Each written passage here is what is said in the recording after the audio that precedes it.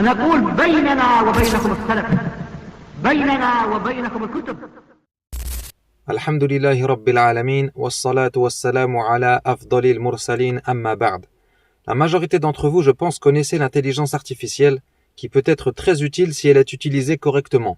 Comme l'a dit le cheikh Sulaiman Ar-Ruhayli Hafidhahullah, qui a cité comme exemple le fait que l'étudiant en sciences, s'il souhaite faire une conférence, peut l'utiliser pour l'aider à l'organiser et à la diviser en plusieurs parties.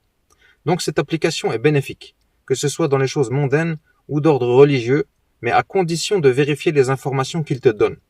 Quelqu'un pourrait se dire, à quoi sert donc de l'utiliser si on doit tout vérifier? Eh bien, ça sert à te faire gagner un temps précieux. Exemple, tu as un long texte en arabe auquel tu souhaites rajouter les harakat. Imagine le temps que ça prendrait de les rajouter toi-même une par une sur chaque lettre. Au lieu de ça, tu envoies le texte à l'intelligence artificielle et tu lui dis de rajouter les voyelles. Il te fait ça en 10 secondes, incha'Allah, et après tu n'as plus qu'à vérifier.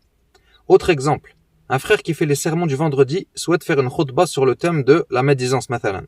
Eh bien, il a juste à dire à l'application, regroupe-moi tous les versets, les ahadiths, les paroles de salaf et les vers de poésie arabe qui parlent de ce sujet.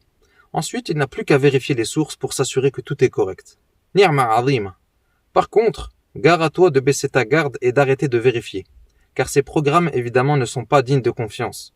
La preuve, plusieurs fois je lui ai demandé de m'apporter des paroles de savants sur tel ou tel sujet.